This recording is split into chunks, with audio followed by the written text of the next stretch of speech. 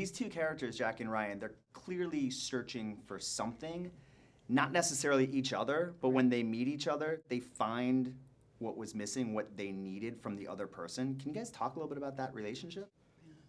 Absolutely. I mean, one of the things that appealed to me about the script was this kind of very pure, essential story of a man who is moving, who's traveling and looking for, as you say, whatever it might be, right. and then a woman who's sort of stuck inside her own life and sort of rooted and sort of claustrophobic in that way, and it's just sort of his path kind of traversing where she is and them spending a few days in each other's company. And I think sometimes people kind of come in and out of your life and maybe show you something about you or something about themselves that speaks to you or in some way.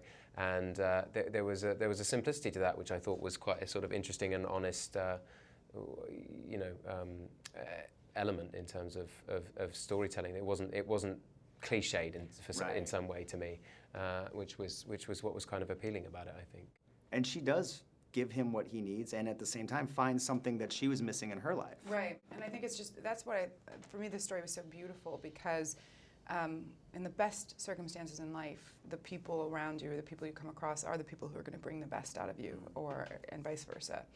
And the idea that this sort of graceful meeting of this man, despite the fact that it happened ungracefully by being sort of hit by a truck, it did change the course of her life. It gave her courage to do something she knew she had to do, and having courage doesn't mean without fear. It just means doing it despite the fear. And it was him that helped her to see that. And it's I think it's important to understand that Jackie's sort of mentality at that moment in her life is, I must leave this toxic relationship. I must leave it with my daughter. She must be with me, and I must be able to leave it intact in some way. And in the midst of the film, you kind of feel like that's not going to happen. She's not going to be able to get out. And he very quietly, very beautifully gives her faith that she can. And I think she gives him the faith and the courage to not only use his beautiful voice to sing other people's songs, but to say something himself, to sing what he has to say. I think all too often perspective is so fleeting, and often it takes an event or another person to show you just what the potential is for your journey. And with the music in the film, the style in which Ryan sings, the type of music he plays, did you have any input in that? Was that already in the script?